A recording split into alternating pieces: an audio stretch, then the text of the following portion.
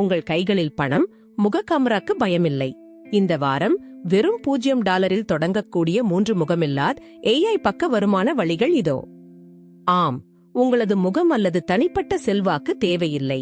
AI கருவிகளை பயன்படுத்தி உங்கள் அடையாளத்தை வெளிக்காட்டாமல் பல வழிகளில் ஈட்டலாம்.